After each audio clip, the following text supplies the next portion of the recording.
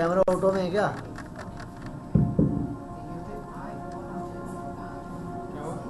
नहीं ऑटो में नहीं, ठीक है ओके। 10 मिनट अभी वो नहीं करना।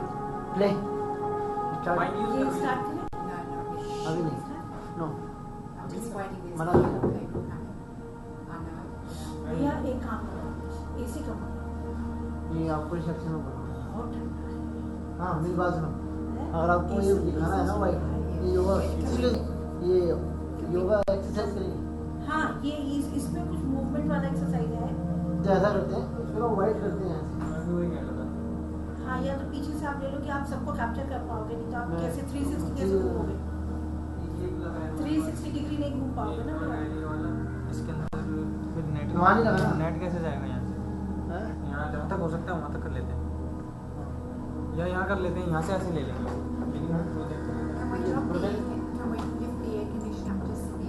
Make it warmer. Warmer, the air conditioning. Warmer. समझ में नहीं आ रहा?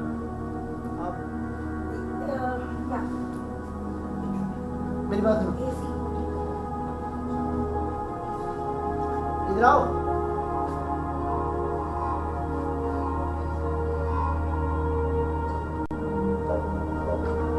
कैमरा यहाँ को। नेट को पावर कहाँ से देगा? नेट को पावर कहाँ से देगा? ये वाली पावर है यहाँ तक ये लगी वैसे भी कौन सी भी है? लगी हुई है उसमें। नेट कौन सी है?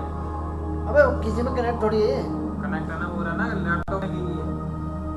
तो लैपटॉप से कनेक्ट हो गया ये अब? अभी नहीं है शायद। चालू है क्या? चालू है। ये कितने पीछे जा सकता है?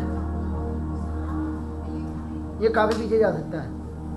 ये यहाँ तक आ सकता पूरा है। आ जाएगा। ये भी यहाँ तक आ सकता है। मैं बाकी में देखता हूँ। यहाँ तक भी आएगा, मेरा काम हो जाएगा। मैं भेजता हूँ अभी, तो देख मैं उस रूम में देख रहा हूँ, बुला ले जिसको बुलाना है। Welcome यहाँ to पे India. There's new people coming with their own stairs. नहीं कर रहे यार। I want you to just start and let them join.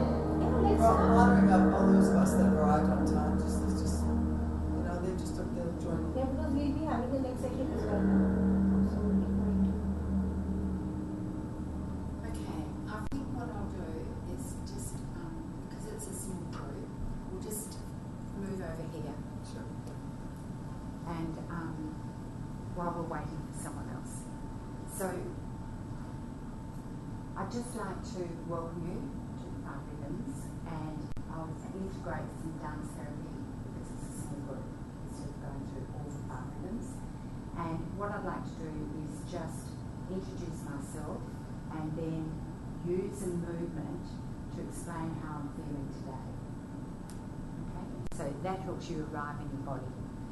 So,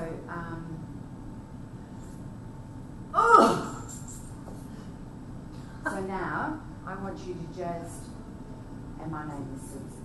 So I want you to mirror that back to me. Okay? So you can feel something different in your body. So you mirror that movement back to me. The exact same movement? Yeah. The exact same movement. Okay? And say my name. My name is Shrestha. Suzie. You need to say Oh, I see. mine. Oh, I see. Okay? Oh, my name is Suzie. My name is Meena. No, we have to say my name is Suzie. You just go Suzie and reflect it back to me. So I'll do it again and we'll go around. So go. Suzie.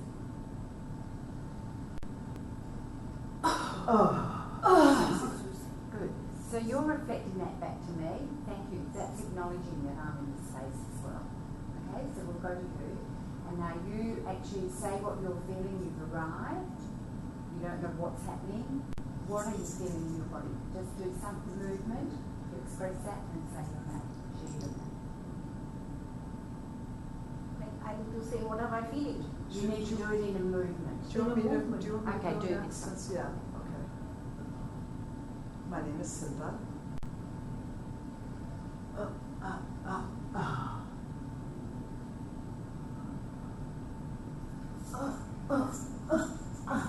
Simple.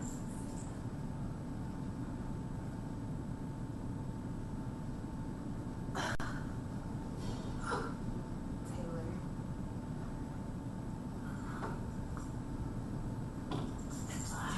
Taylor.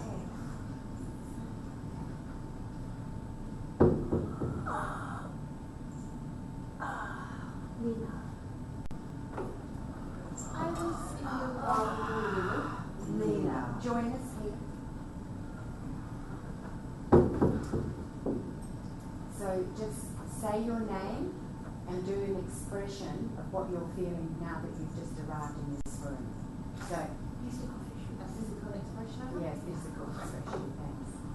भैया इसकी recording start कर दो हाँ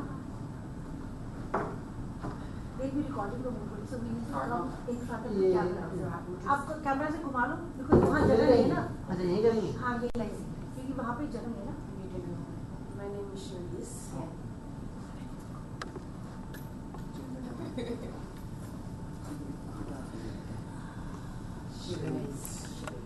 Okay, so now we're going to actually come together and we'll just use that movement process to repeat the same thing, but we're going to sort of move in and out of space.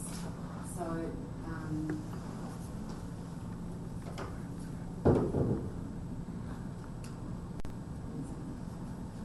Say anything.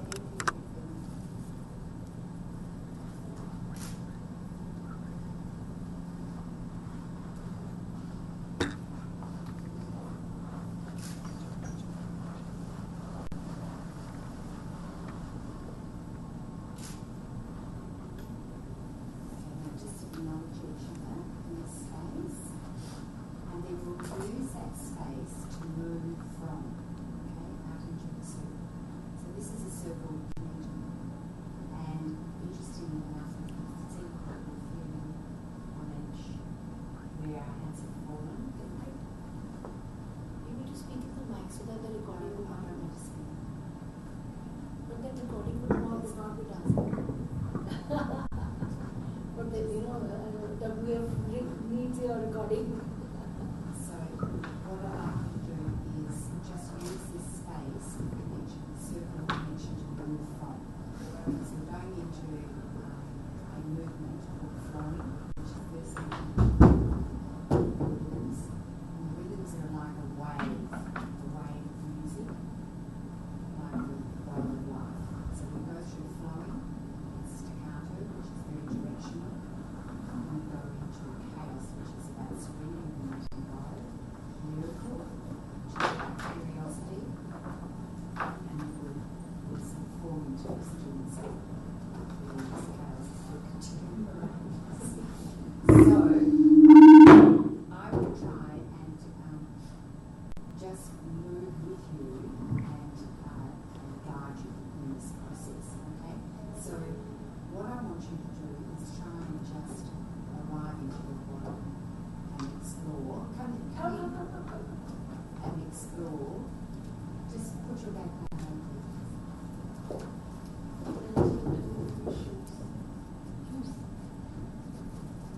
देखो तार खींच लो तार खींच के देखो वहाँ पे उसको आगे ले Don't worry about it. And just explore, arrive in your body, right? Don't worry about the distractions, because that's the distractions of life. Okay? So we constantly have these ruminations that are going in and out of our life. And I want you to just allow something to unfold in the body as you learn. So if you would like to just hold each other's hands and we're going back now because I have sections.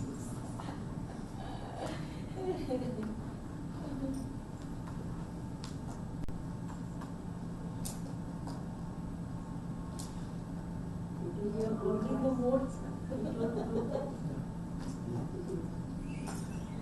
So just offer yourself up to the dance. Offer yourself up to the movement, whatever you feel. And it's the wave is like a cauldron. So if you can imagine, this is like a cauldron. Something is going to just. No, but you should have. This is required. This is live recording going on. Okay, I get you. Okay. So this is like a cauldron. Something's going to evolve and boil from here. So it's your movements that are going to allow something to happen as it were. Okay? So from here, I'll put some music on and we'll flow into the feminine using flowing movements to circle through the room. Scan the room with circular movements. Okay? Still come in between. So do we need to keep on holding the hands? No, let go. It's just the point that it's like we started at the center point, it's a circle, and then from there we Okay, we give disperse. birth to whatever our movements are.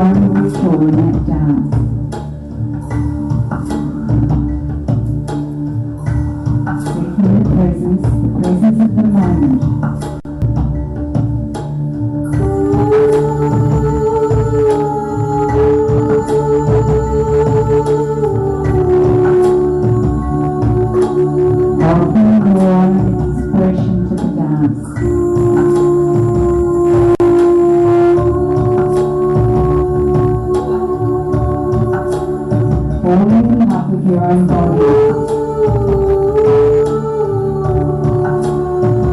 Releasing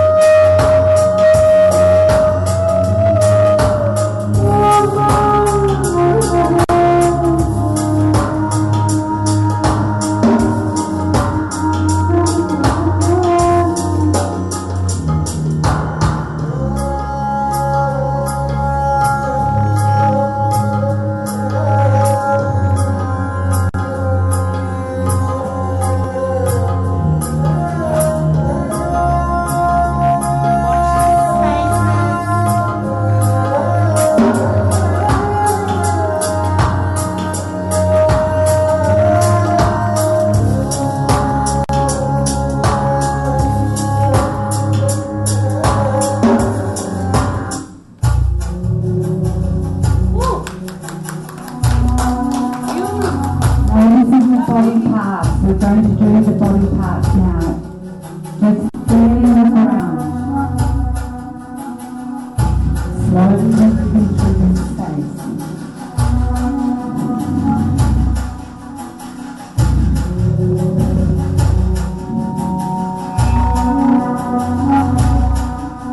What's your movement dialogue?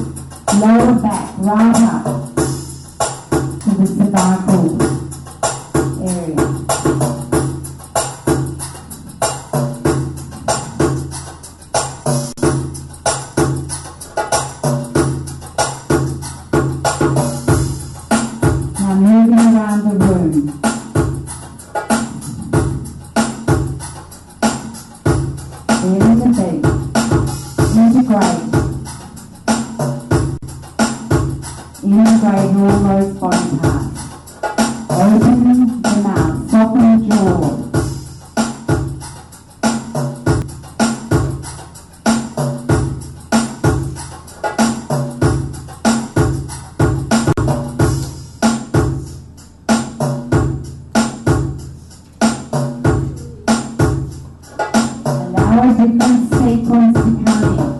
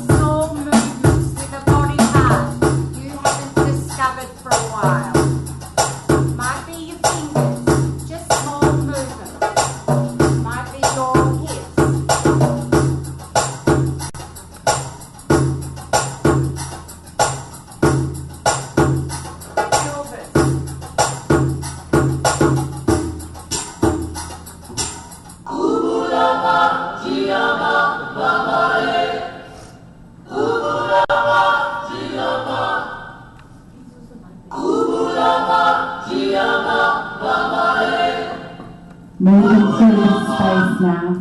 Moving through the space, listening to the beat.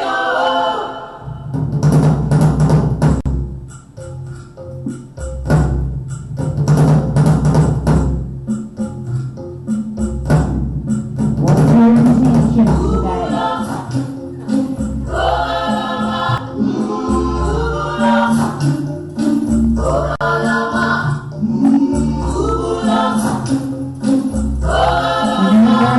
Slow beat, small movement, listening.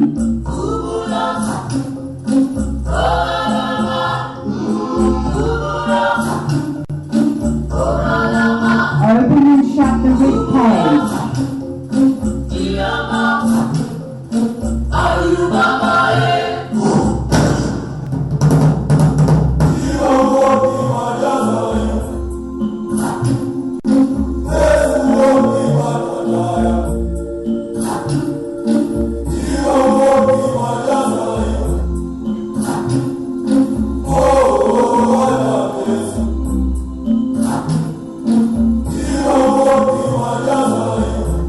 Soften the head.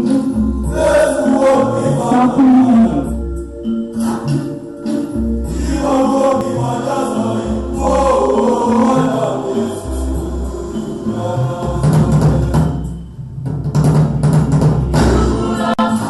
Right, move the face and line the pulse of the beat.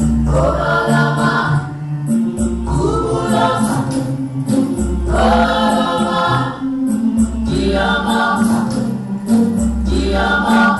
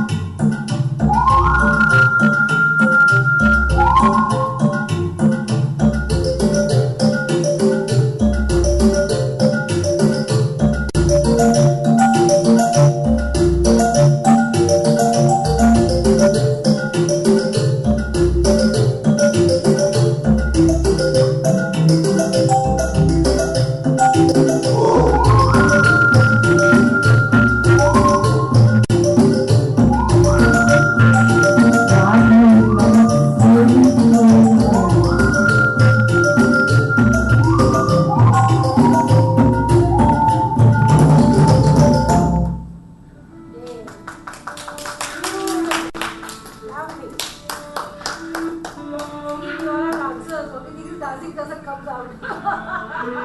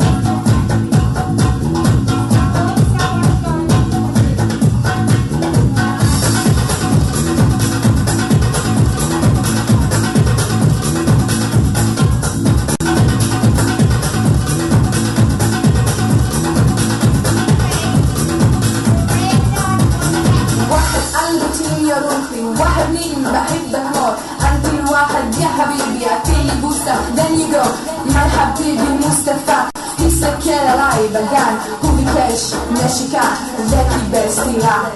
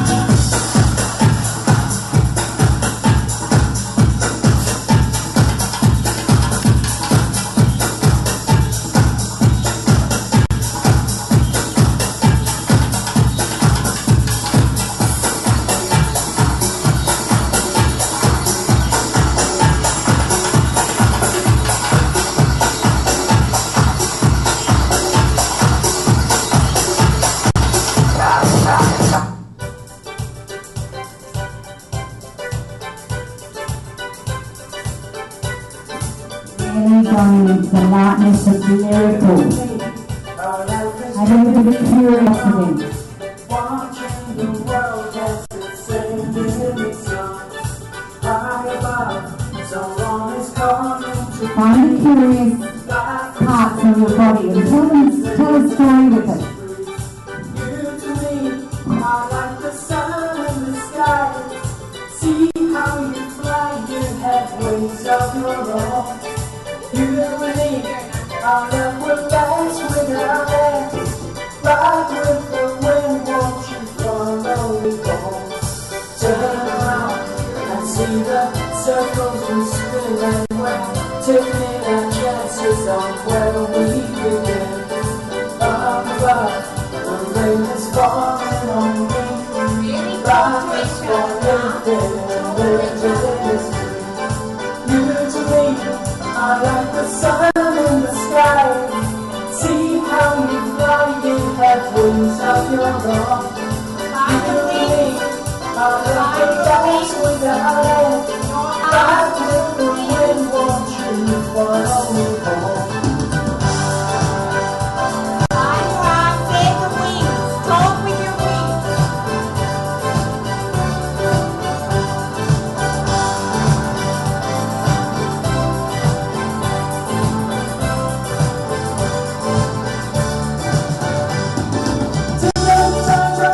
Spinning from the room, happy spinning.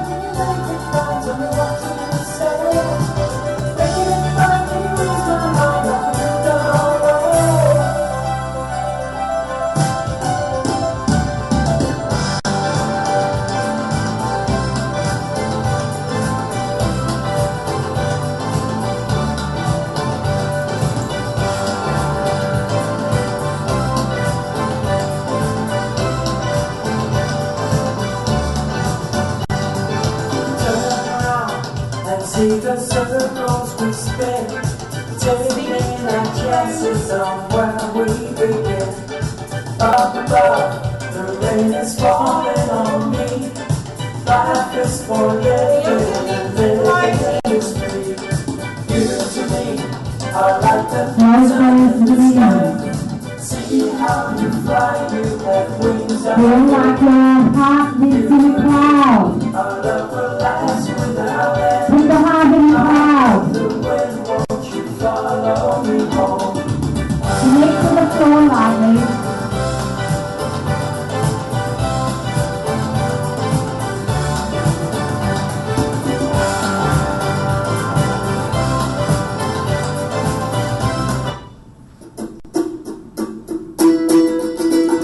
Hey,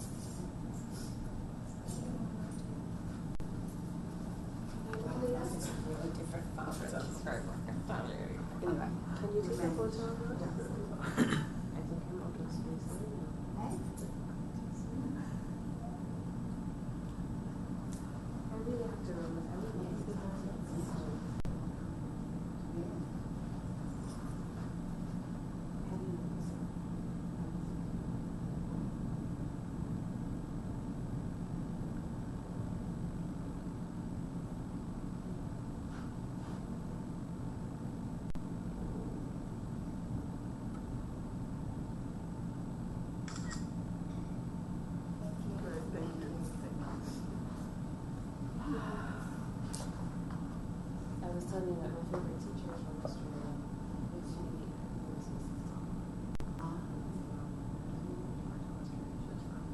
She came to Jamaica for a while because her husband was working there.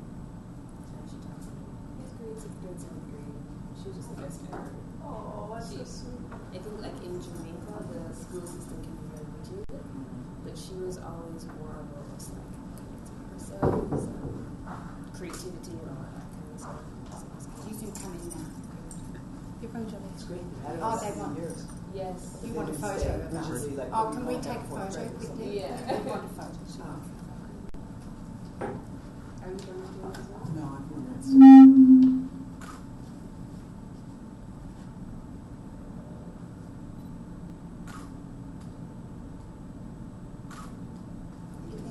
Emily from Sharice's mom. Taylor. Simba. I live in Dubai now, actually. All the time. I love the US 30 years ago. Where are you from, the US? Chicago. Oh, great. Yeah, I used to work near the border of Wisconsin. Many years ago. You too. It was lovely to share this space with you. Thank you so much, Suzie. I really appreciate it. Are you not presenting a discussion? I am. I'm presenting Gifts of Infidelity No, I will take lessons. on Saturday, 9:45. Oh, Yes. Do. My session's at 2. Oh, good. On Saturday. What are you speaking of? Lineal leadership. Oh, cool. Brilliant. Oh, millennial leadership. That's great. How old are you? I'm 22. Perfect. My daughter's just about to 20. So, that's great. Your maturity is such that you seem older. You don't look physically like an older person, but your energy is very mature. Soul vibration. Yeah. Real centered energy. That's great. Oh, cool. I'll look out for that.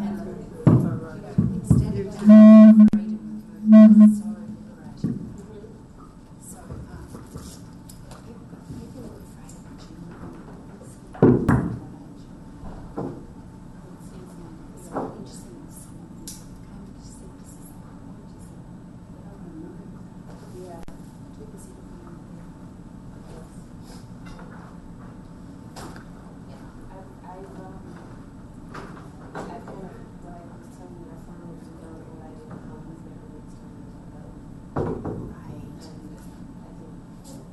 Sometimes I forget under pressure because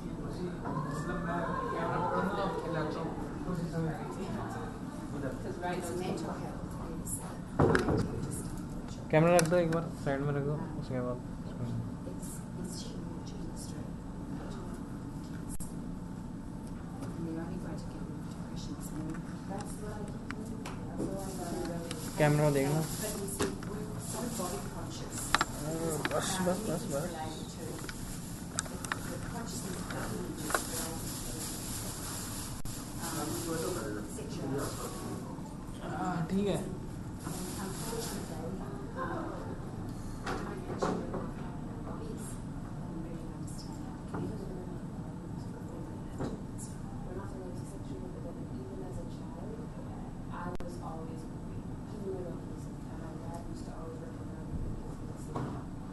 Thanks for coming. Do you know what that music is singing? Because it's not even good, it's not godly music. Why are you moving around here? So I was always but I've gotten to a place where I tried to free up a little bit more.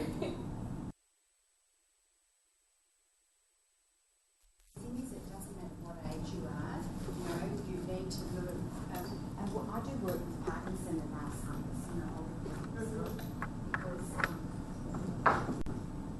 like, it's so good to see those ladies here, the older ladies, that we need that. to a home for mentally ill and men wear glasses or just do movement with them. And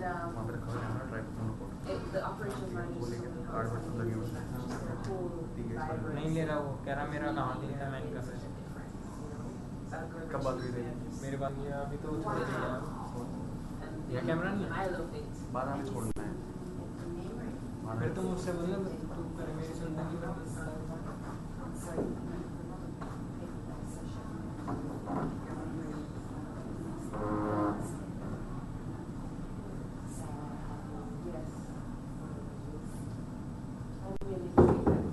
I'm really grateful that you're here. I'm sorry that you get something such a Yeah.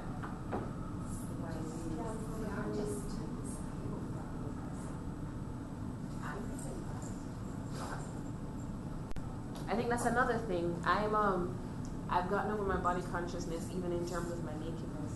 So my best friend who I traveled with, she has to be like, Sharice, nobody wants to see your naked body. And I'm like, I don't even realize I'm naked. I realize when I have on clothes, but I don't realize when I'm naked. The thing is, we become, we hide our bodies. We hide it. See, I work with training children, and we hide our bodies because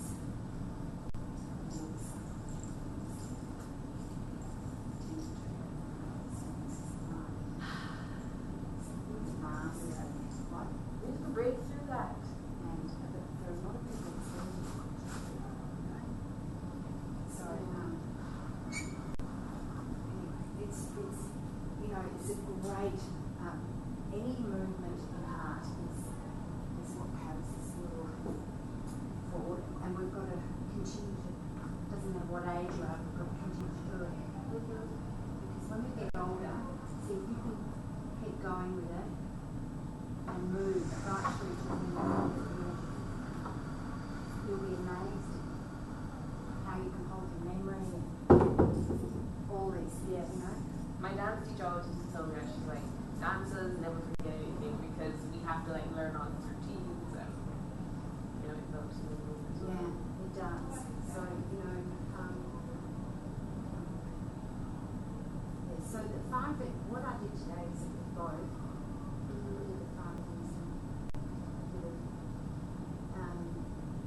But I did like how freeing it was in terms of it's obviously not like a structured dance class, which allows you.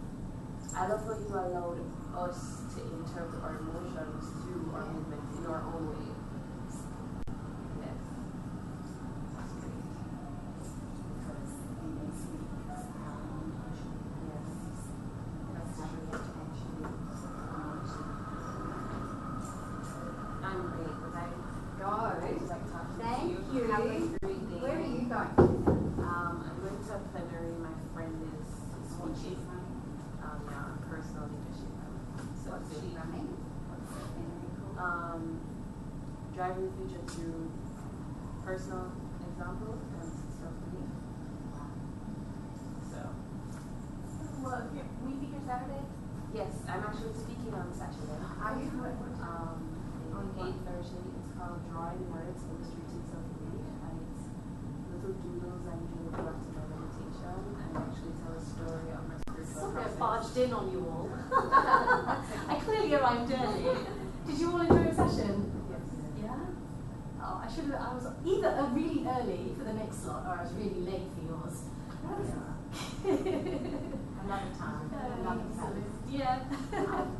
Check that out. So what time is it? It's 8:30 a.m. It's called Drawing Words. I will. I'll definitely be on Saturday. And it's my process through Bible and reggae. Really? Yeah. How I found myself through Bible and reggae. Yeah. Wow. That's interesting, I think. Oh, wow. That sounds interesting. Sharice. Yes. I speak at one thing. Don't forget, I'm gonna write stuff. I write down in my book.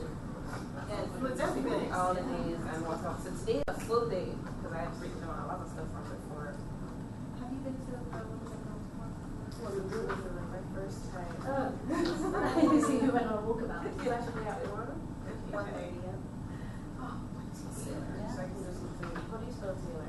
T-A-Y-L-R. And what do you like? I'm always trying to sit away from the wires because I always think I'll be the one that knocks the whole thing out.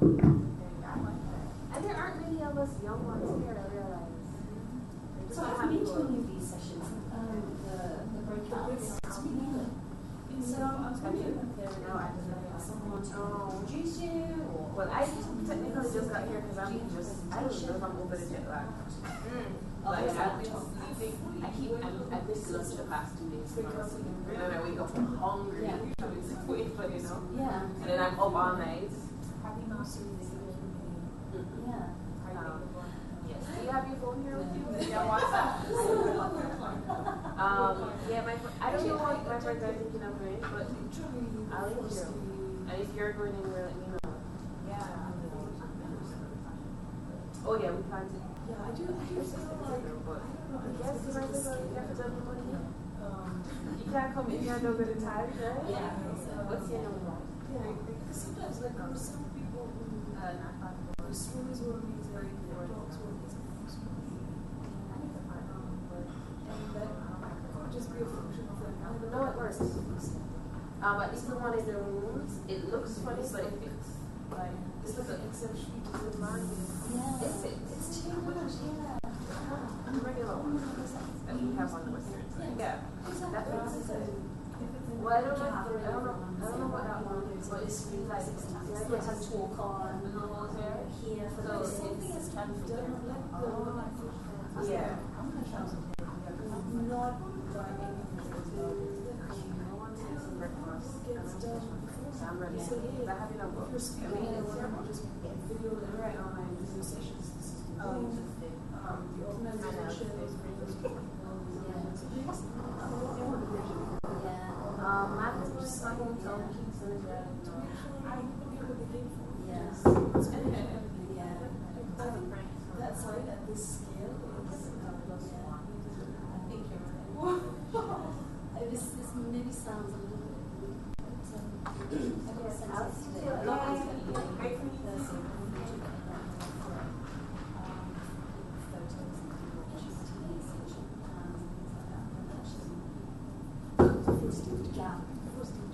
What was it? Hi, come join us. I'm Taylor. Hi, I'm Mahima. Lovely to meet you. Yeah, come please join. I know you're the next dating it, or like rearranging chairs or anything for you. No, that's okay. Yeah. It might just be your first chatting, so we might be fine. Yeah, so we might be fine without arranging anything. I like it too.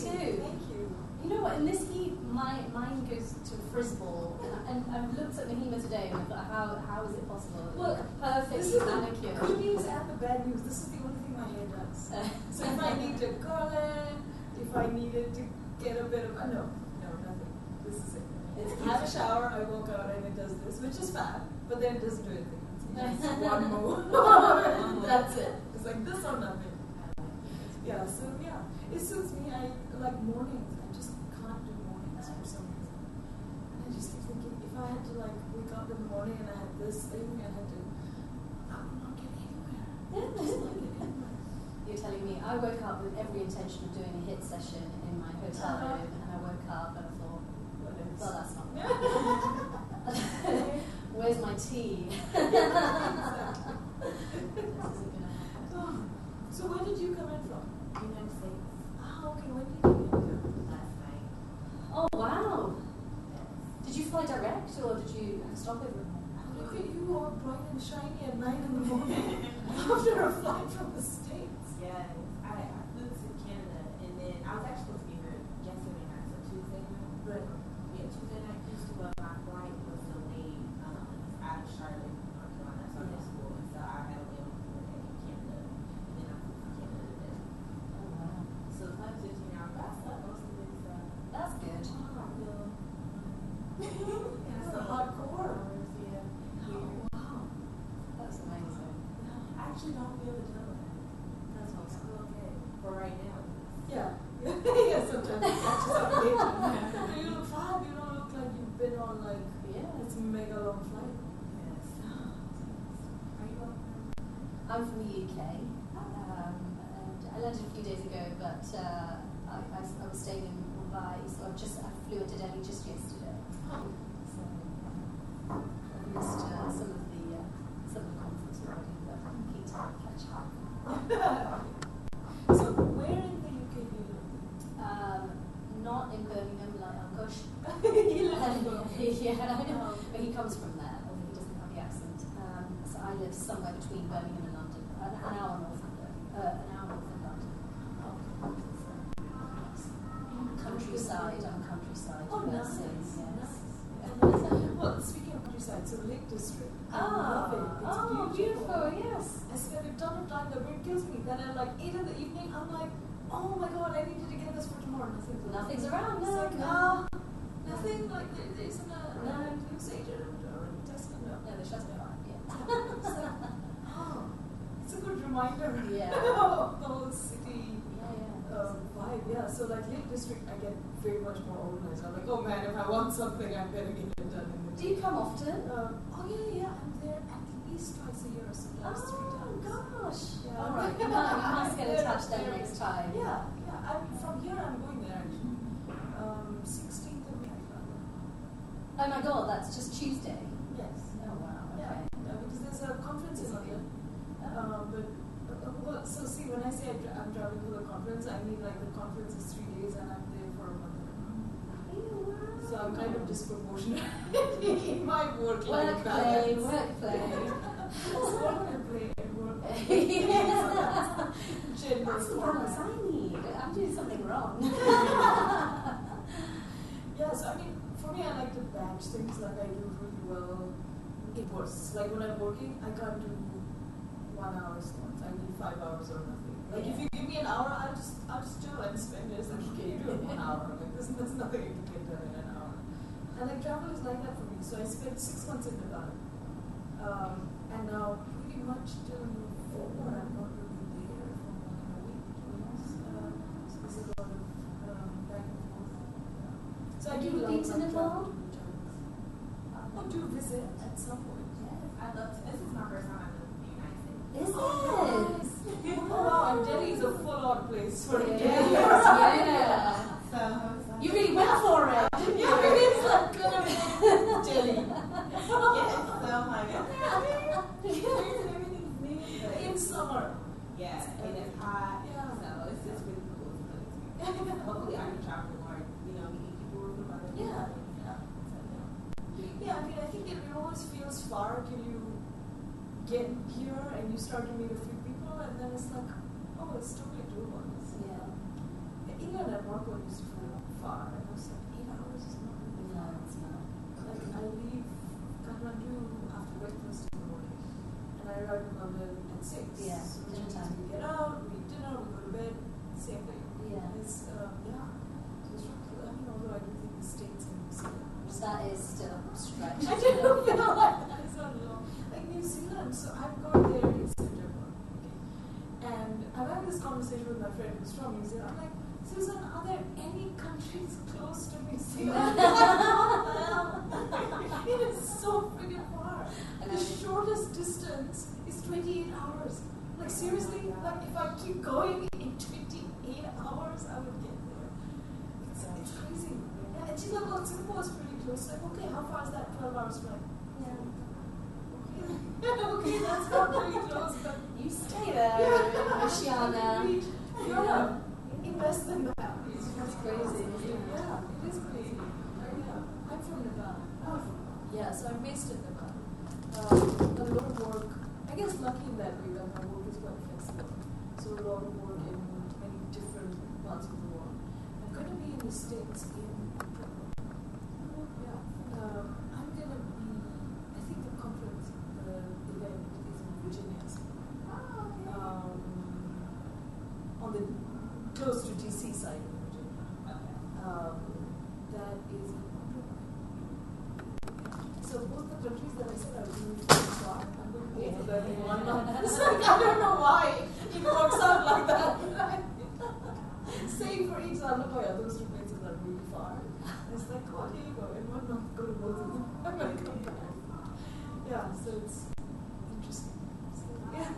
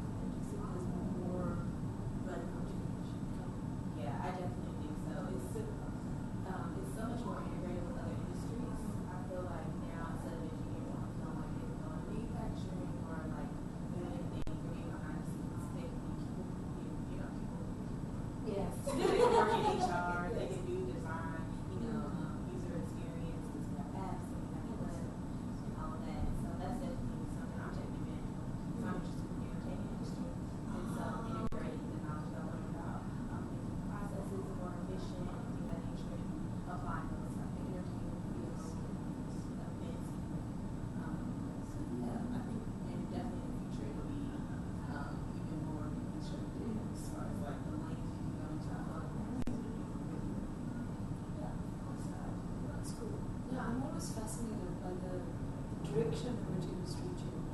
And I think engineering, actually I think what I'm interested to see is like legal and higher education. I'm waiting for those bubbles to burst. I keep thinking, oh, it's gonna happen. Like, because every industry, like engineering, historically seen as so technical. It's like, oh no, engineers have technical capacity.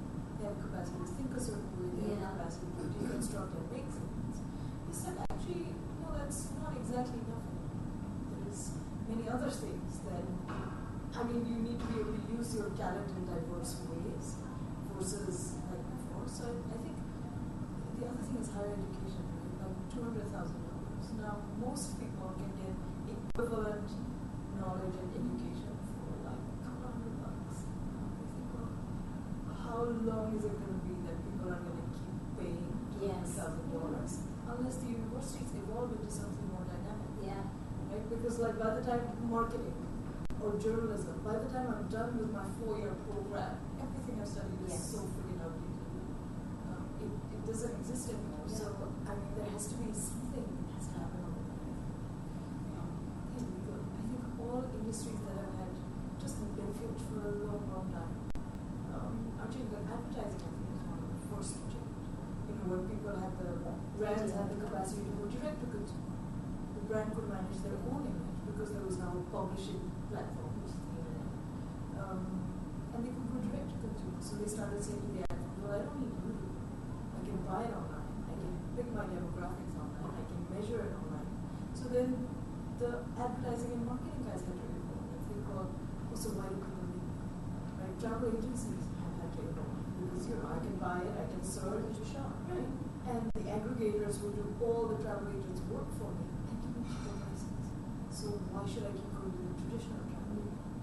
So I think I'm always curious about the way that industries have to evolve over time. I think the same is probably true in medicine as well, in that, you know, again, 20 years ago we expected our doctors to be really good technically, but not necessarily people. And actually now, patients and the public actually require that interaction to be useful, good, and we almost rely on that, don't we? As we use that as a measure of how good our experience is, not necessarily just about the health outcomes, but also about the experiences. Yeah, also, I mean, medicine, certainly in many parts of the world where healthcare is private, it's become a business. So the doctors then also need to have some managerial skills, they need to have some resource allocation skills. Yeah. Absolutely. I think this being recorded, so maybe I shouldn't say it is mental. Like it's more, almost more aggressive on finances than a business. So it's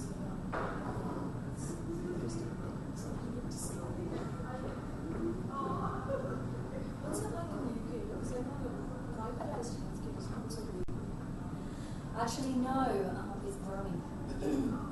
Because the universal healthcare system doesn't have the capacity, physical capacity to deal with everything that is thrown at them. And so patients have a choice where they're seen. So we've opened up the market. Okay. But it is still funded through the public purse.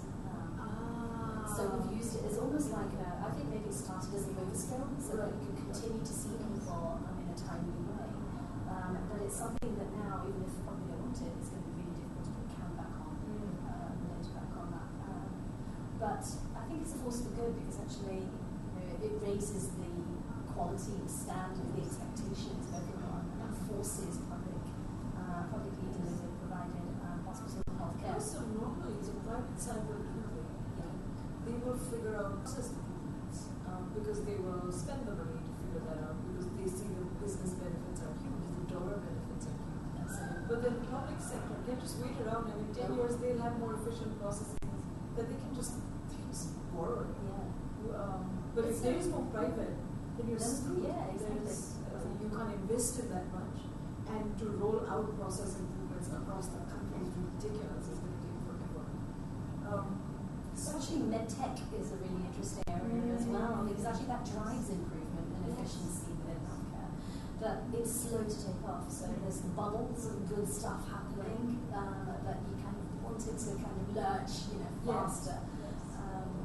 There's some really exciting things kind of going on, but it's just. I think in healthcare, especially if it's purely public, there is, you are much slower on the uptake for things. It's like, well, I don't want to take on something that's, that's going to be seen as risky, that's going to be seen as threatening the health and lives of the people we take care of. So it's always slower.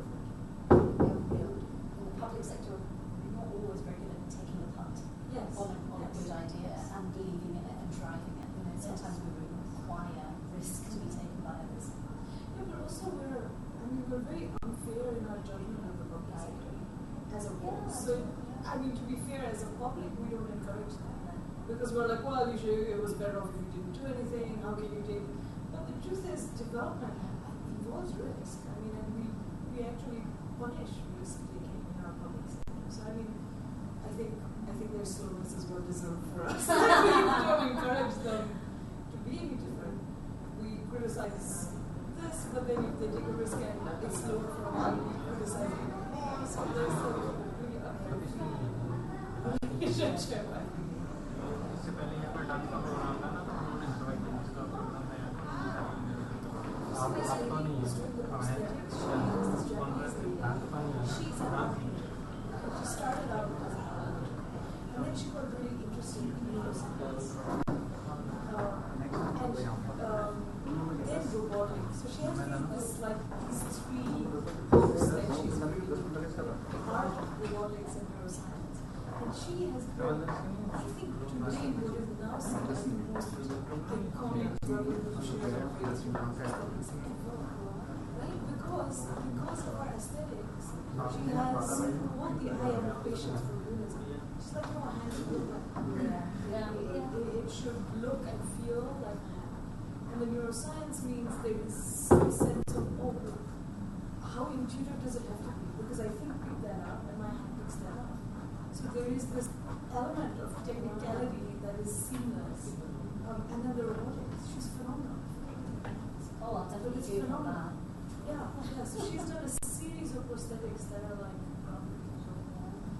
I'm definitely going to look that up. That's right up my street. So it's cool that even something as close to the way as medicine has different people who come off the field.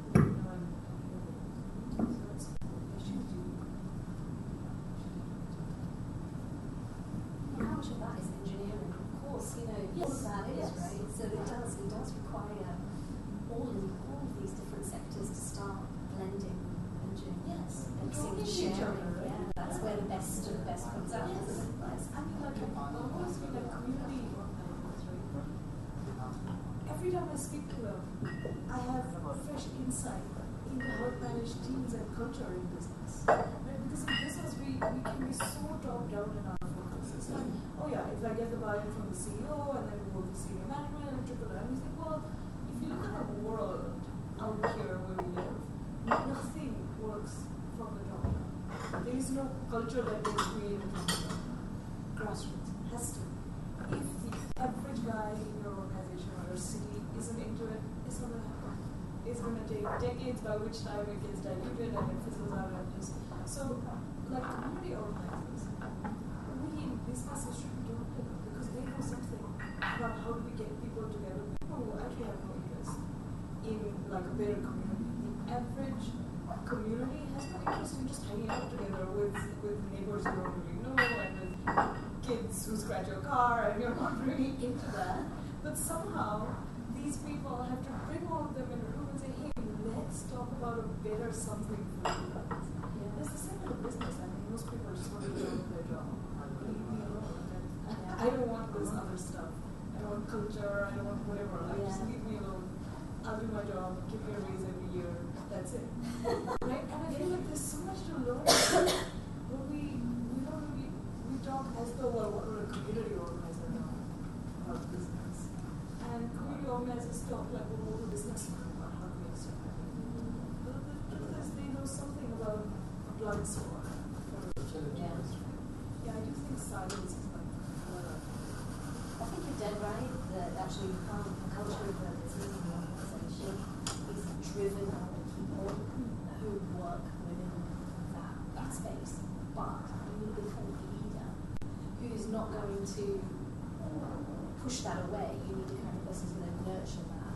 You know? And so the greatest companies around the moment are those who recognise that and harness the skills of people who work for them and give them the freedom to do and hunt and say something great more than this. And reward behavior that benefits the whole. Because in businesses, because we want individual productivity to get higher, we reward selfish behavior. And then we're like, well, how come you guys don't think for the company? It's like, well, the company doesn't pay me anything for the company, it pays me anything for myself. I'll get my raise. So why should I be thinking on the whole? It doesn't. But it's funny, like a CEO that I work with, so I work a lot with like crisis response and culture change space. And a CEO that I work with, he said, the first day that I became CEO, I sat at this desk and I genuinely at some level thought there would be levers and buttons that I could push to make shit happen here. But then it took me ages to realize, actually no, I'm still just one guy. Like, I'm still just one guy. That a guy with positional authority, but still can't make people change. Can't force people to change, can't make people change. That still has to be there. So there is a kind of, you need enablers to make that happen. But at the same time, unless it kind of changes the hearts and minds of the people, that kind of there has to be something that reaches people that means something to them. And I think we're so phobic of anything that's like human. It's like, no, talking about metrics, talking about productivity and motivation, as though it's something that exists independent of the human thing. It's like, we need motivation. I mean, do you mean that when this guy walks into the office, he should want to contribute? It's like, let's not use that language. Let's not go there. It's like, well, you have human beings. They have lives. They have like husbands and wives and kids and exams and health issues, and they have like a whole human. But then we're like, well, leave that at the door and just bring your best professional self. People are not like that. They can't do that. There is no way to do that. So, I mean, we're so strange in businesses like that. I guess because my world is more entrepreneurial corporate. I've noticed that we're so strange in how we think about businesses. As though it's like, what culture is, let's talk about culture, but not about people. People make up the culture. Like when we talk, we make up the culture. There exists between us. There's no, it's very strange that we started to think about things like culture or systems. The system is broken. We live here, we kind of participants in that system, right? But there's this really fatalistic way we talk about it as though it exists. I'm a victim of the culture. Well, I'm a co-creator of the culture. That's where you're right, because as an employee of a large organisation, the largest employer in Europe, I could sit there and say, the health system is broken, but feel as though that has nothing to do with me, or I have none of the solutions within it. So you almost distance yourself from it by doing that, don't you? Well, and sometimes we do that to just get through the day, because it's like, well, this isn't going to change tomorrow. And it's like social change, which is the other sector I'm involved. We want to see that change in our lifetime. So you need some way still to keep going, because I mean, the stats are not going to change at least in 2 years. The whole system is not going to change in a lifetime. And still I need some way to say, no, it's still worth my time. And so sometimes we distance ourselves to say, well, I'll do my piece well. Because the whole system, I mean, like, but it's true, we've kind of specialized it. So if my neighbor has a fire, it's the fire department's job. If someone gets dropped on the street, it's the police's job. Culture change is the boss's job. Systems broken, it's the bosses and policymakers' job. And we've somehow, like both sides, I think, we as people who work in them, and we as bosses, we have encouraged that siloing of culture and innovation. I think we think innovation in an industry is like somebody's job. You know, like, oh yeah, it's their job to think about this. Like, well, what do I know about innovation? That's not true, right? Like, the biggest breakthroughs have always come from someone who's kind of tangentially related. Hello? But not the guy with job and wants to have a breakthrough. Yeah. It's usually like random people who are looking at it from the side thinking, is there a reason that's on the side? Like, is it, does that make sense to anybody? Because the guy who put it on the side is like, well, yeah, it makes sense to him. You know, so I mean, I don't know. I think increasingly one of the things technology has done is encourage the breakdown of silos. Because now if you're a journalist and you don't understand technology, shareability, network benefits, But it's so easy to source that kind of information these days as well, isn't it? To learn and teach yourself. Exactly. If you're into it. Yeah, exactly. If you're willing that.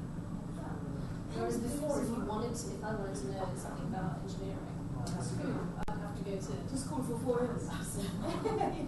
But now actually I could read something that allows me to understand that. Okay, on a really superficial level, but I could at least grasp it and have a conversation with.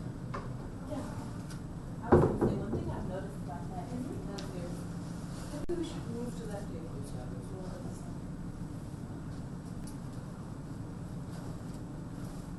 I noticed that too. I was like, wow, I mean, every stuff felt available to us for free. Yes. But I think because it all is like available, no one really uses. I mean, people use it, but it's like if you have everything, like you want something if it's limited or hard to get. But if it's just out there, it's like, oh. But the irony is, we want the cool jobs. Mm-hmm. The irony is though that we want the cool jobs. And where do we think the cool jobs come from? Like, where do we think they come? I mean, the cool jobs don't come to the people who are doing everybody else's job. So we want the cool jobs. And we're like, shit, nobody's giving me those. I don't know why. But it is, I mean, I do think that has led though to a kind of unique advantage for people who are willing to do the legwork. Like when I started in crisis communications, that was 7 years ago, zero idea about crisis. Like I was in media and I was talking to somebody and he said, well, I have 2 airlines who are my clients. They need serious help with media response for crisis. And I've done crisis with hydropower before. Like that's a different beast because hydropower, there's no press conference and all. I mean, people come and bomb your office and stuff. So I mean, that's not like there's no media training on what to say on TV because there ain't gonna be any. I mean, stuff gets blown up and all. People are not gonna be asking you. They're filming that, right? So I'd done that before, but I hadn't done the other side of media response, which is training people in sound bites and what to say, what not to say, and getting some sort of chain of conversation so that everything gets verified before it gets released, stuff like that, right? So anyway, he said, well, if you are up for it, I'll give you the seed fund to start your company and 2 clients. It's like, okay, I'll do it. And then it wasn't until the first installment of the payment came, I was like, shit, I better figure out how this is done. I mean, I had zero clue how this is done. But it was like, what, 2007 or something like that. Being 2007, the first thing I did was I went online. I started following some people whose approach to crisis made sense to me. There's many people's approaches that just don't make sense to me. And it's not that they're wrong, it just doesn't make sense to me. It hasn't been my experience with media that it was. Is there a code? Like, when you're like close to a mic but not talking. I think you're okay. Okay. So the first thing I did was I started following some of those people, and then I emailed them. I emailed 2 people. Peter Sandman, he is this Aussie guy. He pioneered this idea that crisis response should take into account not just the risk, I mean what's happened and what's likely to happen, but also the outrage. That outrage, a degree of outrage should change the way you handle the media or handle your public response, right? So he was the guy who first started that, because otherwise it used to be, well, yeah, there was a chemical leak, but I mean it's contained, so why the hell are you so pissed off? That's fine. Right? There was this very fact-based approach, but he was the guy to say, well, we should be keeping a pulse on outrage and responding, sometimes like the hazard is very high and the outrage is very low. Yeah. Like for some evidence. Yeah. People don't get scared of it until too late. Yeah. And they should be more concerned. So if the outrage is low but the hazard is very high, we should amp up our responses so that it drives the appropriate action in the public, right? So he was the guy who pioneered that. And there was this other guy, Donna Steele, he was head of BBC's crisis response for 14 years, something like that. And so I emailed them, and both of them said, okay, cool, well, I would love to have a Skype chat and tell me more about what you're up to, what is it you're doing. And that whole year, every single crisis program I developed, they went through it, they helped me rephrase sections, they helped me think through. I mean, I have a sense of how do I build the most efficient protocol, right? So that all the right people are consulted, but no extras, right? I mean, I just had a sense that it had to be efficient, but I had no sense of how do I start there. Like, the organizational chart tells me nothing about the actual crisis value of a person, right? So both of them, like the amount of time and mentoring they gave me for nothing. I'm just a random kid in Nepal who's like, hey, can you help me out? And they're like, yeah. Right? No, that's unbelievable. Exactly. You just wouldn't expect for people to give their time and energy like that. Exactly. Right? But we're so into, like, I don't know, I think we forget that there are just... I'm shocked. That's fantastic. I mean, it's good mental, that you, right? that you reached out, but also that they... Exactly. That they reached but back. 90% of my colleagues have never, follow people. They admire some people's approaches. They might pay to go to their training. But they've never just reached out to just make a connection. So, I mean, those things are possible. Like, this is 7-8 years ago. But we still don't really take advantage of it. And I think for those of us who do, there is this huge advantage that's unreal. Right? Like, in what other world would... And so, by the way, because of that, I got invited to speak at all of these, like, crisis response conferences. Only person under 30 ever on that stage. Just because credible people recommended me. Just kind of randomly, as we worked together, they said, well, why don't you share your experience of 1 year of going from never having thought about crisis in this way to having started to think about crisis in this way. Like, tell us a bit about what were some key distinctions that weren't visible to you. It was exactly where, so it wasn't a presentation where they're like, now tell everybody you got this sorted, you're amazing, give them some case studies. They're like, no, just tell them where you're at. Like, what was it like, and how are your eyeballs different? Right? Like, now when I look at the world, I see banks. My whole perception of risk is so different. Yeah. So it was, and it blew my mind that more people don't just do that. So clearly they replied to me because they didn't have 1,000 people who were reaching out to them for the same thing. Because if they had 1,000, they wouldn't bother. Right? So it's like, oh, it's so incredible. Why don't more people just write to people? Just talk to them. Right? That is so strange. Yeah.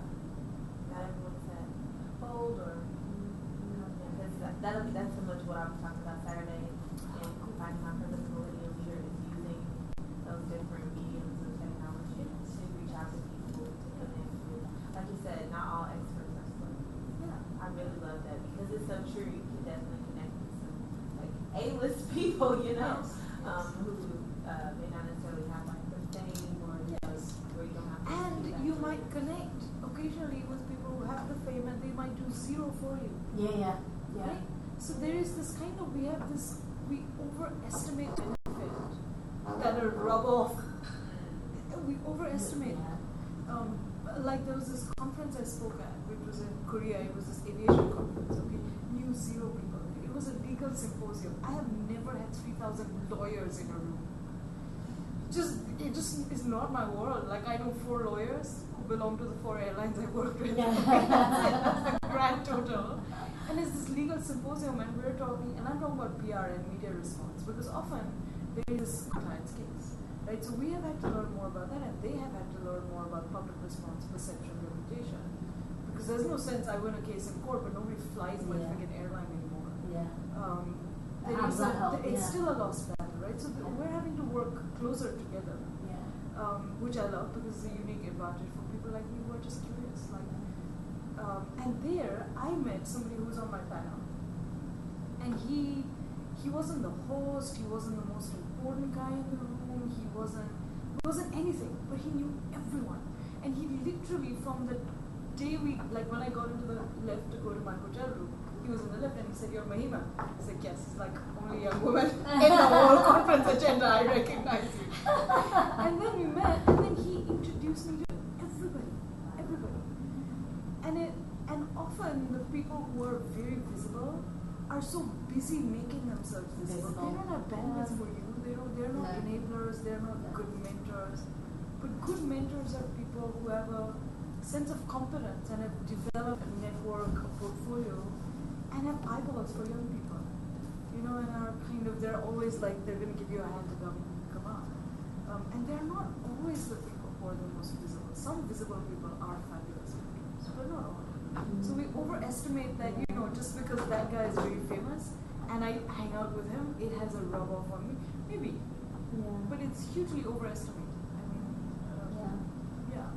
It's just. I think people can be, can't they? They can be intoxicated by just thinking that actually by breathing the same air, it rubs off on you in some way. And you go to a conference and everybody comes to see you because they know you know him. Yeah. But then you realize, well, how long does that last? At some point, people need to know me for me. And they either resonate with me or they don't. Fair enough, either way. Yeah. But the faster I know that, the better it is for me.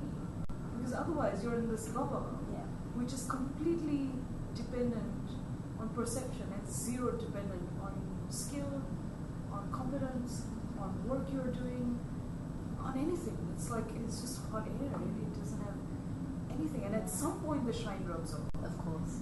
And then you have to start back, right? At zero, by building skills, competence, portfolio for yourself. So I think it's highly overrated, this kind of celebrity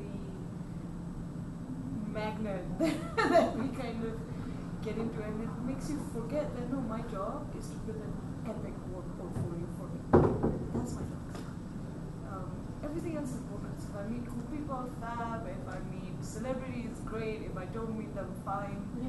But my job is that, right? To think of my work as a kind of portfolio and say, hey, if I look at the last 5 things I've done, are they memorable, epic, different, something?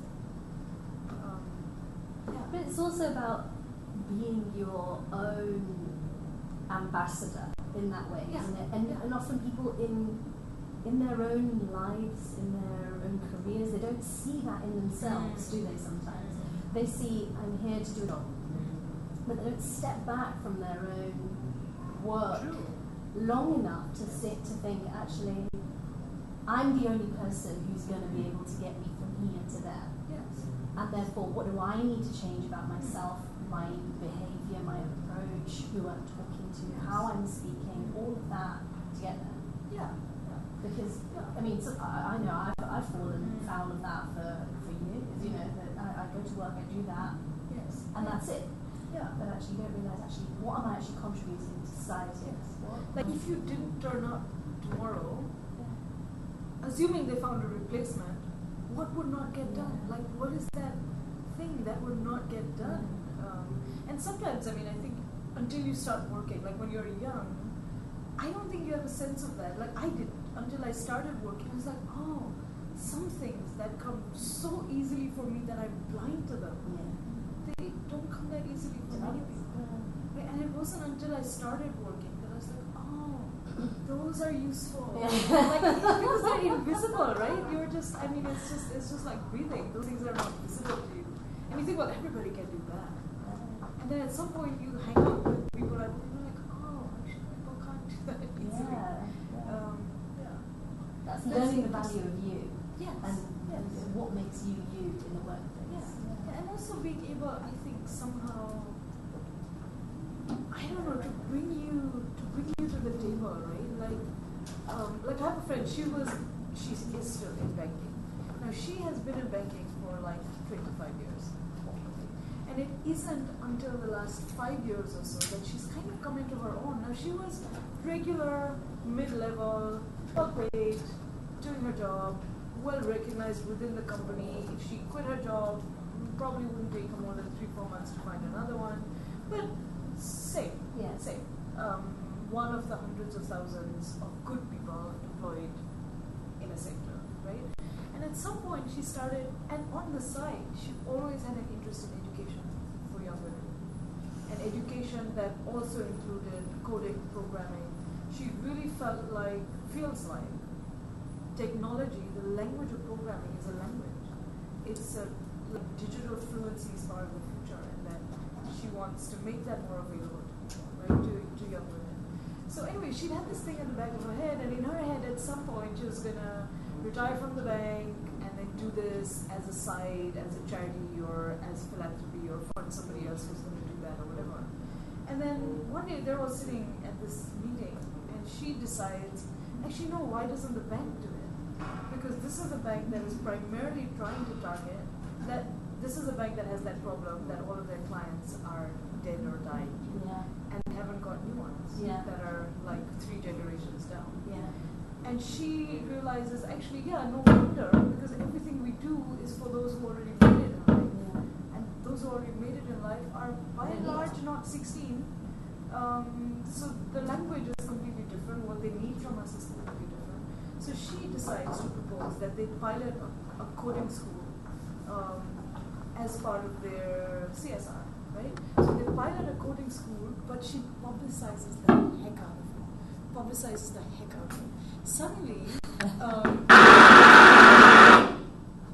Suddenly people from universities and girls' high schools are asking this bank to send their people to do talks there. So suddenly, people are talking about them who basically never gave a shit about these guys even exist. And that program has now become full scale, and she is promoted many times over. And if she wasn't there, we would miss not the managerial and finance, but the vision, the future of the bank as a digitally fluent bank. Now, she thought that anyway, that digital fluency was the future, but she just didn't. She was thinking of it in a kind of narrow silo, rather than, actually, if it's the future of